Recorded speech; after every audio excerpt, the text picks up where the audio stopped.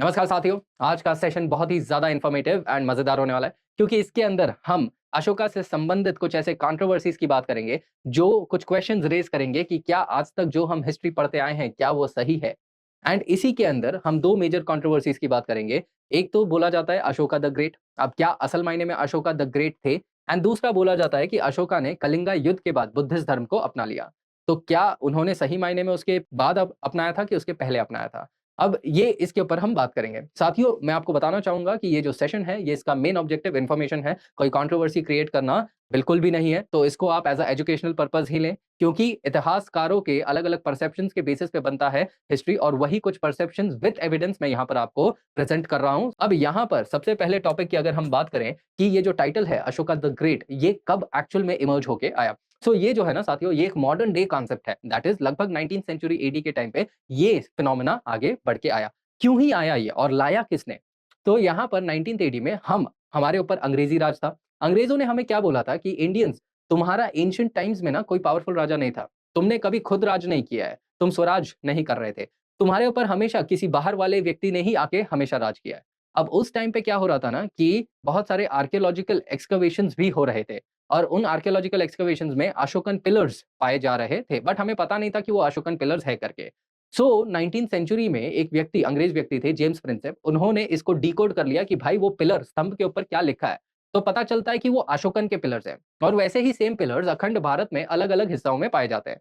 तो इस पॉइंट को हमारे इंडियन नेशनलिस्ट ने उठा लिया, क्योंकि अंग्रेजों ने तो हमें बोला था ना कि कभी हमने खुद के ऊपर राज नहीं किया है। तो पॉइंट को उठा के इंडियन नेशनलिस्ट ने बोला कि हमने भी खुद के ऊपर राज किया है और हमारा भी एक ऐतिहासिक राजा था जिसने अखंड भारत पर राज किया था, वैसा करके, क्योंकि इसको तो इंडियन नेशनल मूवमेंट को आगे बढ़ाना था। तो वो उस पर्टिकुलर समय पे सही थे, ठीक है? बट अब सवाल ये है कि अशोका द ग्रेट जब हम बोलते हैं, तो इसके लिए हमें सबसे पहले उनके लाइफ जो बैकग्राउंड है, उसके बारे में जानना पड़ेगा। अब अशोका मौर्यन साम्राज्य को बिलॉन्ग कर रहे थे एंड इसकी स्थापना चंद्रगुप्त मौर्य ने चाणक्य की मदद से करी थी।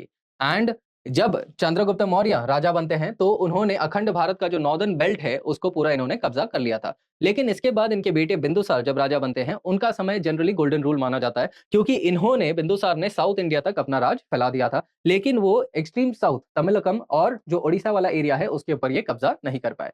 जो बिंदुसार हैं, उनकी बहुत सारी रानियां थी और उनके बहुत सारे बेटे थे।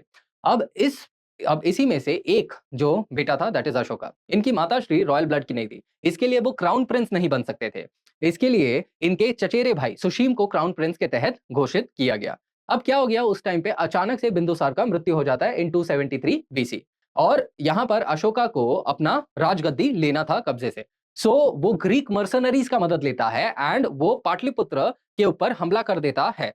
बुद्धिस्ट टेक्स्ट की बात माने तो 99 भाइयों को ये उधर ही मार देता है। अपने बस एक सगे भाई को वो जीवित छोड़ता है, दैट इज़ टिस्सा। सुशीम इस टाइम पे पाटलिपुत्र के अंदर नहीं था, जो मौर्यन साम्राज्य का कैपिटल था, वो दूर था। जब सुशीम को ये खबर लगती है तो सुशीम भागा दौड़ा आता है, लेकिन अशोका उसको भी मार देता है। एंड तब इसके बाद अशोका का शुरुआत होता है एक्सपांशनिस्ट पॉलिसी का, जिसके तहत बहुत सारे लोग इसके एक्सपांशन के तहत मर जाते हैं और उसी में से एक एरिया था, दैट इज़ द कलिंगा, जिसके ऊपर ये अभी आक्रमण करने वाला था। अब ऐसा बोला जाता है एक्चुअल टेक्स्ट बुक के हिसाब से कि जब ये कलिंगा के ऊपर हमला करता है, वहां पर जो लॉसेस वो देखता है, डेथ देखता है, उसकी वजह से वो इतना हर्ट हो जाता है अशोका कि वो आगे आने वाले समय में धर्म परिवर्तन कर लेगा, बुद्धिज्म को अपना लेगा। लेकिन क्या अगर मैं आपको यहां पर बोलूं कि as per the यूलॉजिस्ट of Ashoka, जिसने अशोका के बारे में पूरा रिसर्च किया है, वो तक यहां पर बोलते हैं कि अशोका इसके बाद बुद्धिज्म को नहीं अपनाते, लेकिन कलिंगा युद्ध से 2-2.5 साल पहले ही उन्होंने बुद्धिस्ट धर्म को अपना लिया था। अब अगर अपना लिया था तो बुद्धिज्म तो अहिंसा में यकीन रखता है ना, तो भी ये क्यों कलिंगा युद्ध करता है जिसके अंदर लाखों लोगों की मृत्यु हो जाती है? सवाल ये उठता है। तो ये बोला जाता है कि अशोका ने बुद्धिज्म धर्म को एज अ रिमॉर्स या एज अ गिल्ट नहीं अपनाया था कलिंगा युद्ध से 2 साल पहले, बट पॉलिटिकल चीजों को ध्यान में रखते हुए उसने बुद्धिज्म धर्म को अपनाया। अब पॉलिटिकल चीज मतलब क्या, यहां पर मैं कहने का प्रयास कर रहा हूं। अशोका जिस साम्राज्य को बिलोंग करता था, वो ओरिजिनली जो रिलीजन के अंदर है वो लोग फॉलो कर रहे थे, दैट इज द वैदिक चीजों को वो फॉलो कर रहे थे। बट अशोका के ग्रैंडफादर चंद्रगुप्त ने जो जैन कम्युनिटी है उसको प्रमोट किया। अशोका के फादर बिंदुसार ने अजीविका कम्युनिटी को प्रमोट किया और उस टाइम पे कुछ ऐसे स्कूल्स थे, अजीविका, जैनिज्म, बुद्धिज्म, ये तीनों एक दूसरे से ऑपोजिट साइड में कॉन्ट्रास्टिंग टर्म्स पे थे। अब जब अशोका ने तख्ता-बदल किया, मतलब अशोका जब पाटलिपुत्र के ऊपर अपना शासन एस्टैब्लिश किया, तो जैन और अजीविका वाले उसका समर्थन नहीं कर रहे थे। सो उनको काउंटर करने के लिए अशोका ने बुद्धिस्ट लोगों का समर्थन लिया and then he converted into Buddhism, ऐसा बोला जाता है। एंड वो अपनाने के बाद जाके उसने कलिंगा युद्ध किया। अब कलिंगा युद्ध की ही अगर हम बात कर रहे हैं, तो कलिंगा युद्ध के 3 अलग-अलग कारण थे जिसके बेसिस पे उसने कलिंगा के ऊपर हमला किया।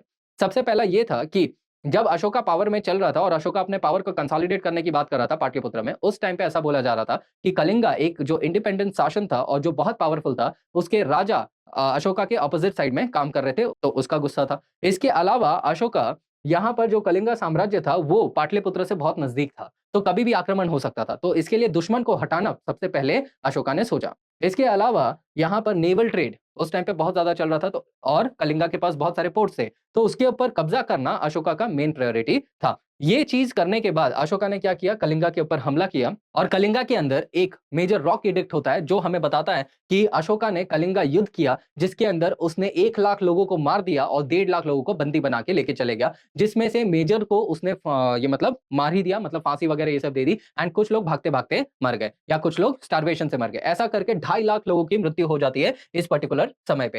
एंड तब एक्चुअल टेक्स्ट बुक के हिसाब से क्या बोला जाता है, तब ये सब देखने के बाद तब जाके वो बुद्धिज्म के अंदर कन्वर्ट करता है। लेकिन एक माइनर रॉक इंस्क्रिप्शन, मतलब देखिए अशोका के जो इंस्क्रिप्शंस है ना, वो अलग-अलग कैटेगरीज में डिवाइड होते हैं। सबसे पहले major rock inscriptions, minor rock inscriptions, major pillar inscriptions, minor pillar inscriptions and एक है सेपरेटेड इंस्क्रिप्शंस। तो इन ये जो इंफॉर्मेशन है ना, हमको ये सारे इंस्क्रिप्शंस में से पाए जाते हैं। उसी में से एक इंस्क्रिप्शन जो माइनर रॉक इंस्क्रिप्शन है, वो हमें बताता है कि अशोका जो है, कलिंगा युद्ध से 2 साल पहले ही उसने बुद्धिज्म के अंदर कन्वर्ट कर लिया था। तो इसके बेसिस पे हम क्या कॉन्ट्राडिक्ट कर सकते हैं कि जो एक्चुअल हमारे टेक्स्ट बुक है, वो हमको क्या बताते हैं, 273 में अशोका के फादर बिंदुसार का डेथ होता है, 262 में कलिंगा वॉर एंड देन उसके बाद अशोका कन्वर्ट करता है। लेकिन यहाँ पर मैं क्या बताना चाह रहा हूँ कि आफ्टर बिंदुसार्स डेथ 264 बीसी में अशोका ने बुद्धिज्म में कन्वर्ट किया एंड उसके बाद 262 बीसी में इसने कलिंगा युद्ध लड़ा, जिसके अंदर 2.5 लाख लोगों की मृत्यु हो गई।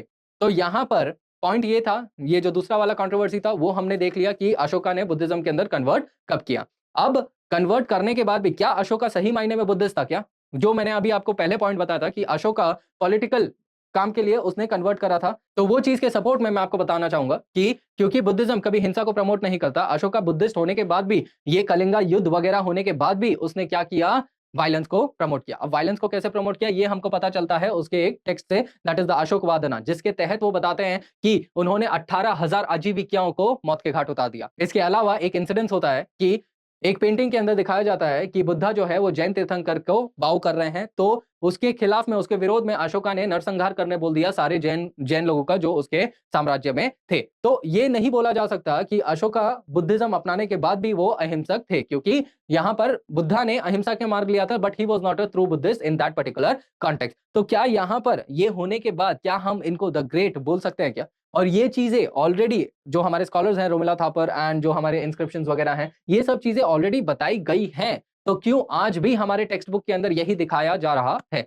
Why is it not changing? क्यों ये सच्चाई से अवगत नहीं करवाया जा रहा है लोगों को? तो आज के सेशन के लिए बस इतना ही रहेगा और इस सेशन के अंदर हमने वही देखा कि अशोका ने बुद्धिज़्म के अंदर कन्वर्ट कब किया, सबसे पहला वो था एंड क्या ये पूरा डिस्कशन करने के बाद क्या आप अशोका को क्या आप अशोका को द ग्रेट के तहत कंसिडर करेंगे? ग्रेट हैं वो, कुछ कॉन्टेक्स्ट में ग्रेट हैं, but because of these things क्या can we actually really say that? Okay, इसके अलावा भी और बहुत कंट्रोवर्सीज़ है, बट आज के मुद्दे के लिए बस इतना ही था। आई thank every one of you for watching this series. Thank you. Do like, share and subscribe.